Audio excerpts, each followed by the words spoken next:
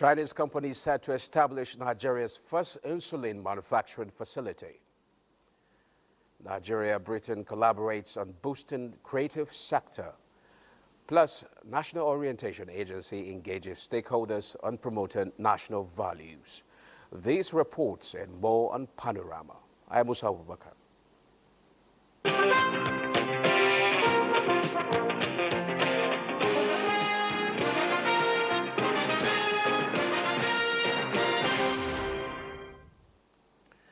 To accelerate Nigeria's industrial growth and position the nation on the path to a $1 trillion economy by 2030, the Presidential Implementation Committee on Technology, in collaboration with the National Agency for Science and Engineering Infrastructure, NASENI, has officially launched the Delta II Second Call for Proposals, unveiled in Abuja. This initiative aims to fund homegrown innovations across critical sectors, fueling development from within. Ekene Ndulwe reports. Designed to transform big ideas into impact, the Delta II program is bridging the gap between innovation and execution, connecting Nigerian innovators with the funding and technical support they need to thrive. From smart agricultural technologies to clean energy solutions and locally manufactured industrial products, the initiative aims to reduce the nation's reliance on imports and position Nigerian innovations on the global stage. What NASENI and the PICTT are doing is to move the economy so that the economy becomes innovation and technology driven.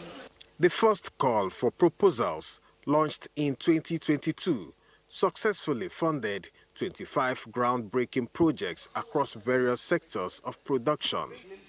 Now, with this second call, 20 promising programs will be selected, each aligned with Nigeria's national development priorities. This particular program is between Nigeria and Czech Republic, where you find counterparts in terms of what the kind of technology they work on together. So we find if it's a farm that is working in agriculture in Czech Republic that can partner with an agricultural farm in Nigeria to do a technology transfer and domesticate it, knowing that we have the market. So Nigerians will benefit, and it will all be better for us economically, so that we can stop importing most of the things that we consume here in Nigeria. Interested applicants are encouraged to visit the Delta II portal and complete their registration for a chance to turn their ideas into impact. In Abuja, Ekene Ndulwe, NTA News. Concerned stakeholders are pushing for an effective tobacco tax system that will help in reducing affordability and improving public health. Muhammad Rabiu Ali reports that this was during a validation workshop on the tobacco excise tax simulation report for Nigeria that took place in Abuja. Views its tobacco excise tax regime. This simulation report serves as a useful tool to guide policy makers in designing policies that will reduce health risks associated with tobacco usage. Every naira and kobo lost as a result of low tobacco tax rates in the country present excess profit for multinational corporations. They are not, indigenous, and the revenue forgone for the government. This is not reflective of a country that intends to diversify and increase revenue generation for development. We need to support government to ensure that government achieve its objectives. The way you are leading in terms of economic performance in Africa, top 3 in terms of performance, at some time #1. So you can also be the model that we can look up to when it comes to taxation of tobacco. Nigeria is committed to aligning with this standard, considering the fact the country has the lowest excise rate compared to most countries on comparative ground, thus ensuring that our fiscal policy contribute both to sustainable development. Our hope is that this study, which tries to quantify the public health and the fiscal impacts of an increase in the excise tax, is going to support the relative parties in Nigeria. With the tobacco tax regime coming to an end in May 2025, the ongoing efforts by the Federal Ministry of Finance to review the regime becomes imperative. The workshop is put together by the Civil Society Legislative Advocacy Center and other partners. In Abuja, Muhammad Rabiu Ali.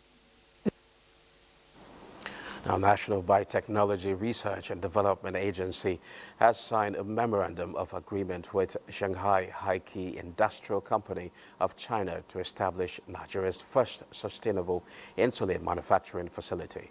The agreement signed by the Director General of the agency, Professor Abdullahi Mustafa, and the General Manager of Shanghai Haiqi, Bokai Zai, was witnessed by the Minister of Innovation, Science and Technology, Uche Naji.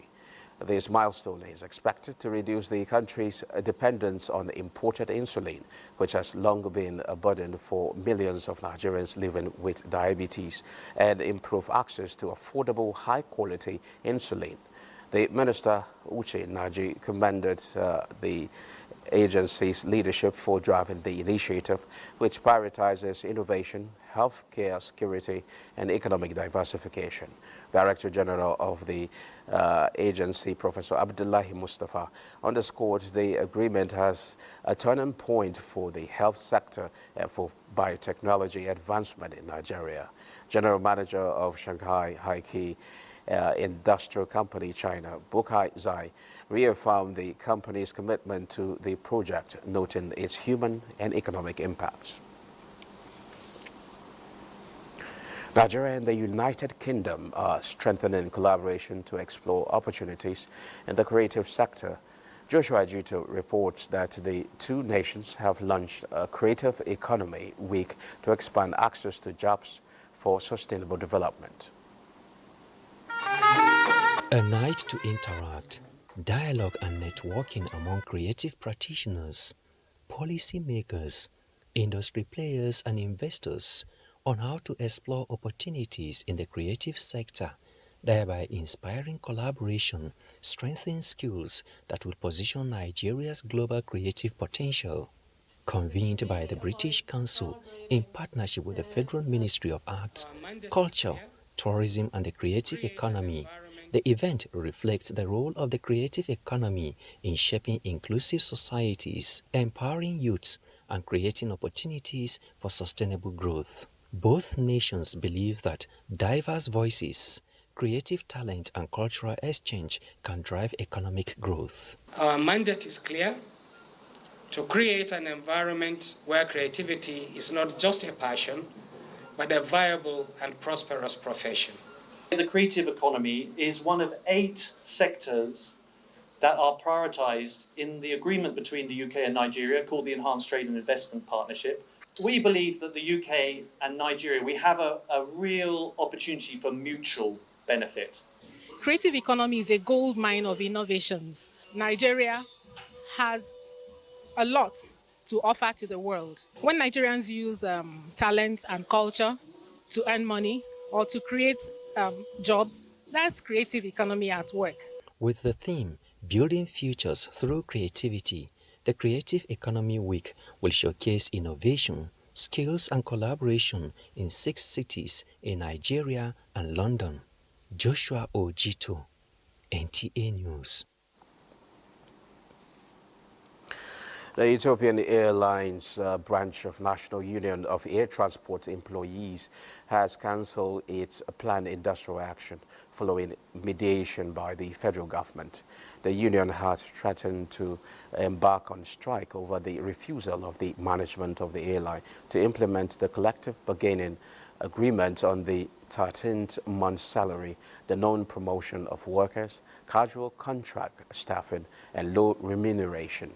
A statement by Head Information and Public Relations of the Ministry of Labour and Employment, Patience Onwabia, says at the end of a conciliation meeting convened by the Minister of Labour and Employment, Muhammad Megaridingyadi, the Norte and Ethiopian Airlines in Nigeria signed a memorandum of understanding to meet within 2 weeks to discuss all issues in dispute and revert to the ministry.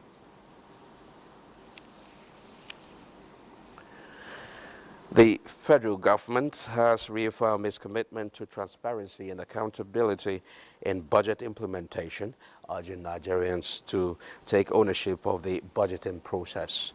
This call to action was made at the third quarter Citizens and Stakeholders Engagement Forum to the instance of the Ministry of Budget and Economic Planning. Ineka Oko reports. Fiscal Responsibility Act asks the Budget Office to give us a report of quarterly budget implementation 1 month. Issues of this nature coming up here are some of the reasons the quarterly Stakeholders Citizens Engagement Forum by the Ministry of Budget and Economic Planning is of essence. It is an opportunity for citizens to directly engage with policymakers and have their voices heard. The forum urged citizens to embrace their role as co-owners of the nation's fiscal framework. Every Nigerian has the right and the duty to ask, where is our money going? What value are we getting? The Statistician General of the Federation outlined the National Bureau of Statistics' ongoing initiatives to deepen citizen engagement, sustained interactions with the media to amplify the dissemination of information, and remodeling of the MBS digital platform to improve user-friendliness. So we encourage National Bureau of Statistics to, as much as possible, engage with citizens, explain methodology, and so that when they release statistics, at least their basis for doing so can be understood. Stakeholders urged the government to sustain the momentum of citizen engagement. In Abuja, Neka Oko, NTA News. Creating opportunities and breaking boundaries towards digitization and entrepreneurial evolution took center stage in Dutse, Jigawa State, where the National Information Technology Development Agency, NIDDA, engaged ICT stakeholders in a strategic meeting. Mohammed Musa Askira reports that the meeting is forge ahead developments through ICT in Jigawa State. The engagement, held under the Office of the Director General, Jigawa State Information and Communication Technology and Digital Economy Agency, drew participants from across the state in line with Governor Umar Namadi's vision to integrate technology into the development revolution of Jigawa. Represented at the event, Governor Umar Namadi reiterated that his administration is leveraging ICT to drive meaningful progress across sectors of the state. He emphasized that this is why government is pursuing with urgency the attainment of 75% digital literacy coverage by the year 2027. And our focus actually is mainly on how to give digital literacy and capacity building to our society, especially the young people, the women. We've been going through the entire country from one state to the other to see how we can work with them to align their IT policies with the national IT policy to ensure that we can achieve an holistic development of the digital economy in the country. We now brainstorm, come together, share ideas, collaborate, and ensure that we take the digital economy to the grassroots. Get the stakeholders together to sit down and look at the future of ICT and digital economy in the state. The meeting also served to acquaint participants with the importance of ICT in accelerating development, both in Jigawa and across Nigeria. Governor Namadi charged participants to put into practical use the knowledge gained during the session for the overall benefits of the state. Muhammad Musa Askira, NTA News. Thanks for being there. 14 out of the 171 associations seeking to be registered as political parties have been shortlisted, while 157 fail to meet up the criteria. INEC, in a statement by its National Commissioner for Information, Sam Olumekan, says the list of the 14 pre-qualified associations has been published on the Commission's website, and the leaders of the pre-qualified associations have been invited for a briefing on the second stage of the registration process.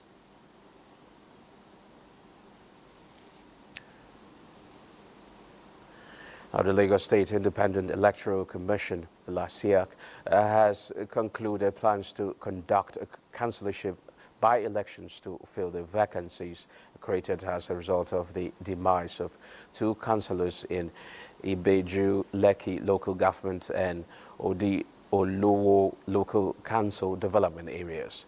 One of the plans by LASIAC is a forum organized to intimate stakeholders with modalities for a by-election into the local government positions in Lagos. Musa Tuliat reports.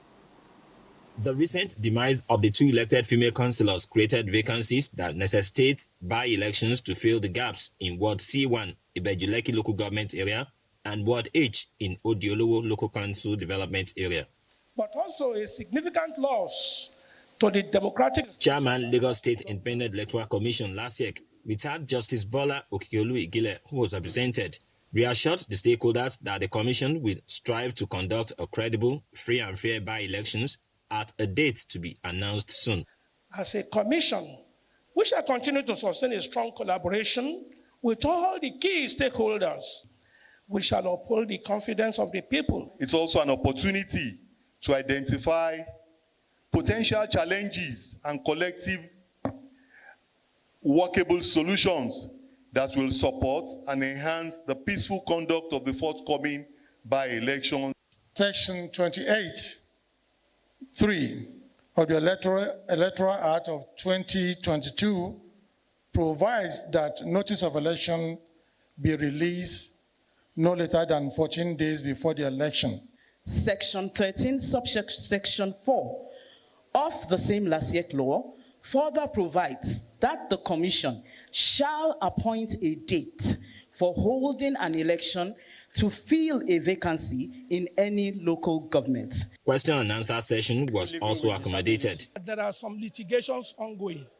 At the expiration of that, whatever is the outcome or the pronouncement of the tribunal alongside what we have on ground, we'll be able to have a credible date. We are here to tell the political parties and the stakeholders how the by-election will go. LASIEC appeals to the electorate to ensure maximum participation while promising to provide adequate security on the day of the by-elections. In Lagos, Musa Toliat, NTA News. The African Democratic Congress, ADC, has clarified that the Federal High Court in Abuja did not grant injunction restraining Senator David Mark and Rauf Arigbeshola from acting as the party's national chairman and national secretary. A statement by the National Publicity Secretary of ADC, Bolaji Abdullahi, the party explains that the court refused an ex parte application and instead ordered the defendants to be put on notice. The matter has been adjourned to September 15, 2025. ADC attributes false reports to desperate political jobbers who failed to stop INEC from acknowledging the party's leadership change. The party urges the media and public to verify information to avoid spreading misinformation.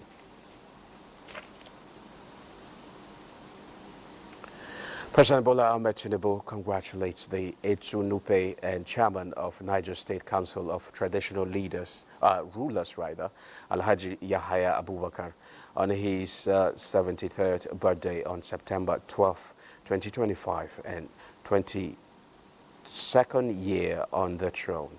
President Tinubu commends the first-class traditional ruler for his patriotic service to the country and leadership within the country's traditional institutions. Alhaji Abubakar served in the military, holding important operational positions before retiring as Brigadier General and ascended to the throne as the 13th Etsu Nupe in 2003. He believes that Etsu Nupe's humility, courage, and leadership experience have been brought to bear on his responsibilities as Chairman, Abuja Mosque, and Chairman, Coordinating Committee of the National Council of Traditional Rulers of Nigeria. President Tinubu prays for more years for Etsu Nupe and greater wisdom, beseeching Almighty Allah to keep his reign over the Nupe kingdom peaceful and prosperous.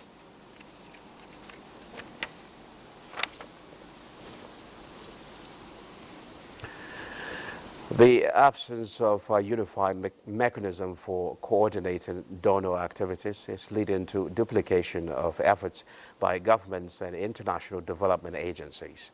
Governor Abba Kabir Yusuf stated this in a message delivered at the signing ceremony of the Kano State Mutual Accountability Framework and the Kano State Education Emergency Response Plan. Abdullahi Mustafa has the report. This is a reaffirmation of the joint commitment and continued cooperation between the government of Kano State and the United Kingdom's Foreign Commonwealth and Development Office (FCDO). The Mutual Accountability Framework sets out the reform initiatives Kano State government seeks to introduce and the support FCDO will provide to drive overall growth and development of the state. Secretary to the state government Umar Farooq Ibrahim, who represented Governor Abba Kabir Yusuf, noted that this will address the gaps in service delivery occasioned by the absence of unified mechanism for donor coordination. This mutual accountability framework seeks to address these challenges by providing a clear, well-structured platform for collaboration. Today is also about reflecting progress, the current realities, and also to agree the projects and the way forward. They also hope that the Mutual Accountability Framework will help in reducing poverty through human capital development, particularly health, education, and social protection. In Kano, Abdullahi Mustafa, NTA News. The federal government of Nigeria expresses deep concern over Israel's September 9th airstrike in Doha, Qatar, which raises questions about regional stability and Qatar's role as a key mediator in the Israel-Palestinian conflict. In a statement, the Ministry of Foreign Affairs points out the importance of respecting national sovereignty and adhering to international law, particularly involving the use of force across borders. Nigeria, therefore, joins the international community, urging all parties to exercise restraint, avoid escalation, and recommit to peaceful dialogue. The government also sympathizes with those affected by the incident and reiterates Nigeria's support for initiatives in promoting de-escalation and lasting peace. Nigeria remains committed to working with the international community through the United Nations and other multilateral forums to advance peace, security, and the rule of law in the Middle East and beyond. Let's now join Olumide Eguntola for stories trending in the sporting world. Amidst the debate among football analysts on Super Eagles World Cup qualification status, the General Secretary of the Nigerian Football Federation, Mohammed Sanusi, says FIFA is here to rule on the ineligibility of Teboho Mokina, who was fielded by South Africa against Lesotho in one of the qualifying matches. I am sad that Nigeria will not be at the World Cup because, like the table is right now, we are third on the table and FIFA is not deducting any 3 points. They can't even be bothered even if FIFA deducts these points from them, except for maybe the likes of Rwanda and Benin Republic, who are chasing, them very closely. In age-grade competition, preparations are in top gear for Nigeria's under-20 team, the Flying Eagles, to jet out of the country this weekend. Led by coach Aliyu Subairu, the team is expected to camp for 2 weeks in South America before their opening game against Norway. In the Nigerian Premier Football League, match day 4 actions continue in different stadia across the country. This weekend, Kun Khalifat will be at home to entertain El Kanemi Warriors of Maiduguri. Experience will come to play as Kano Pillars host Enugu Rangers, while Bayelsa United will entertain Eyimba of Aba, among other matches. In the English Premier League, it will be Super Sunday with another Manchester derby as City host United, while Liverpool will attempt to consolidate our first position on the table with an away date to Burnley. In tennis, Stefanos Tsitsipas confirms his back has been causing him problems for the past few months, alongside off-the-court issues. The tennis star experienced a second-round exit from French Open and unpalatable results during the North America Hardcourt Swing and the US Open Tennis Championship. With sports update, Olumide Eguntola, NTA News. Well, that concludes Panorama. Thanks for watching.